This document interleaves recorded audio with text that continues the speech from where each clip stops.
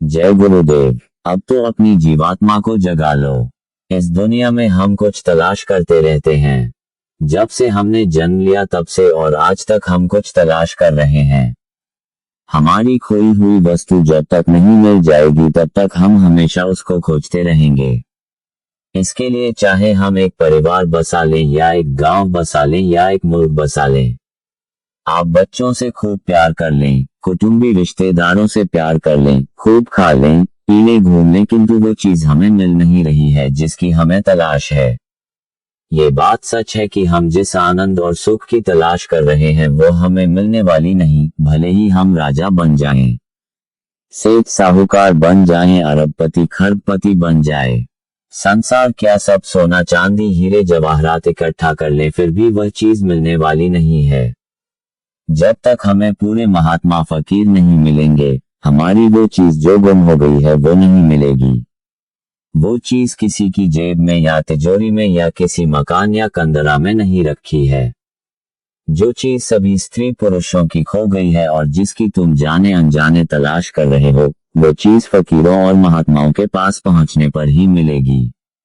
आदमी खाना खाकर आनंद लेता है, शराब पीकर आनंद लेता है, देखकर आनंद लेता है, गाने सुनकर आनंद लेता है, किसी की हत्या करके आनंद लेता है, किसी को लूटकर आनंद लेता है, किसी को गाली देकर आनंद लेता है, झूठ बोलकर आनंद लेता है, कोई मकानों में सुख सुविधाओं के बीच रहकर आनंद लेता है तो कोई भोग वासनाओं में आनंद को ढूंढ रहा है।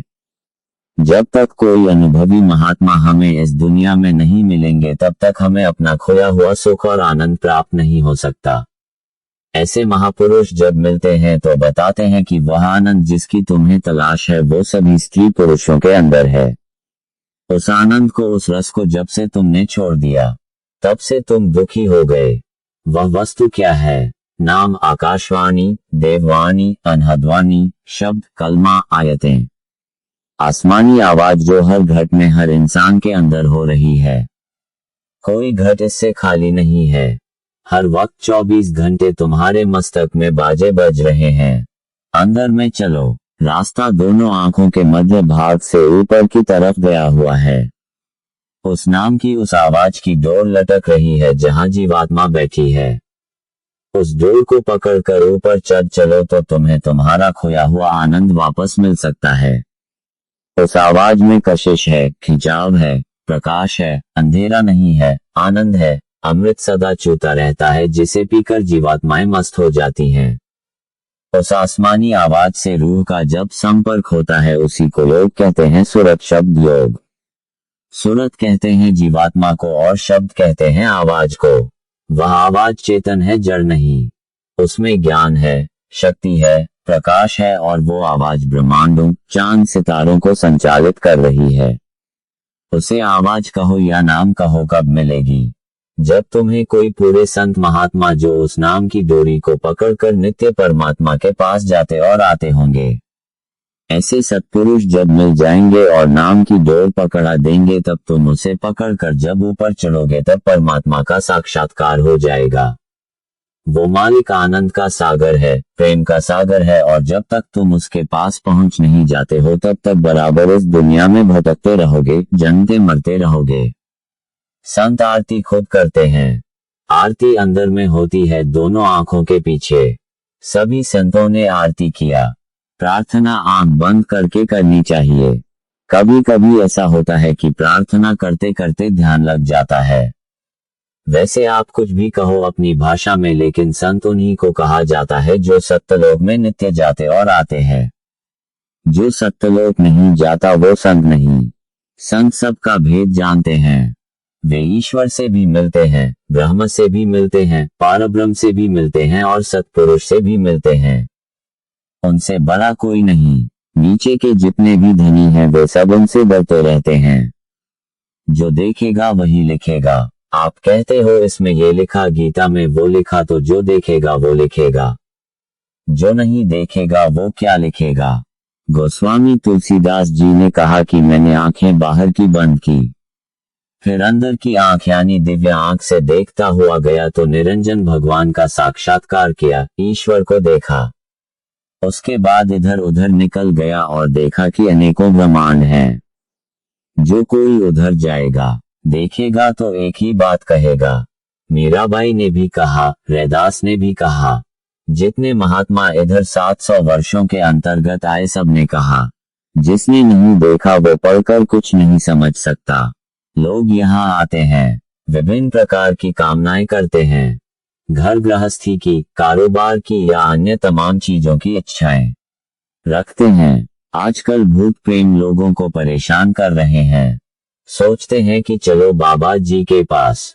खैर ठीक है, उनसे कहा जाता है कि ये सेवा है उसे करो, डलिया उठाओ मिट्टी ढो। हमारे पास तो यही दवा है, इसी दवा से लाभ हो जाता है।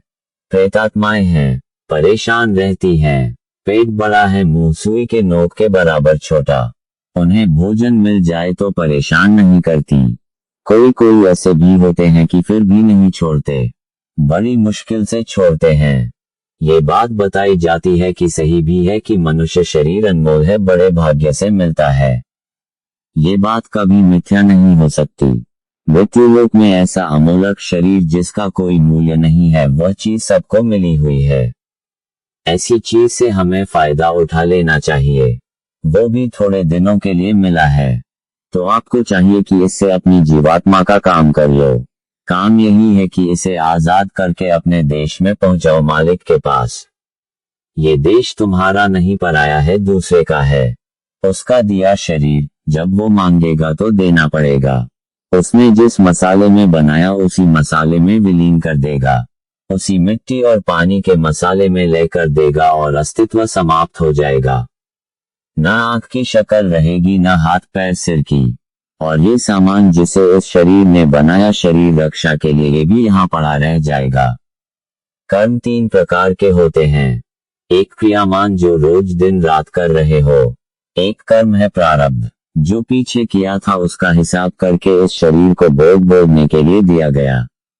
भोग भोगो लेकिन संयम के साथ। संयम तोड़ दोगे तो सब कुछ बिगड़ जाएगा। अब तीसरा कर्म है संचित, जो कई युगों से जमा होते होते कर्म इकट्ठे हो जाते हैं, उनको संचित कर्म कहते हैं। प्रारब्ध कर्म तो शरीर के साथ खत्म हो जाता है। क्रियामान कमा का हिसाब जिस दिन समय पूरा होगा देना होगा, उसी हिसाब से कीड़े मकोड़े, पशु पक्षियों या मनुष्य योनि में जाने की प्रारब्ध बनेगी।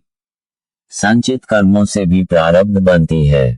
महापुरुष लोगों को यही समझाते हैं कि ऐसा कर्म करो कि 84 न भोगना पड़े, नरकों में न जाना पड़े। उस काम को करो कि मनुष्य शरीर बेकार न जाए। ऐसा कर्म करो कि जीवात्मा का छुटकारा हो जाए। महापुरुष समझाते हैं कि बाहर की आंखों से देखो, बुद्धि से विचार करो कि ये सब संसार अंधेरे में बहता जा रहा है। जगत में किस लिए आए, भगवान कैसे मिलेगा, ये जाना नहीं। कहते हैं कि स्वर्गवास हो गया, वो तो नरक भोग रहा है, तुम कहते हो कि स्वर्गवास हो गया।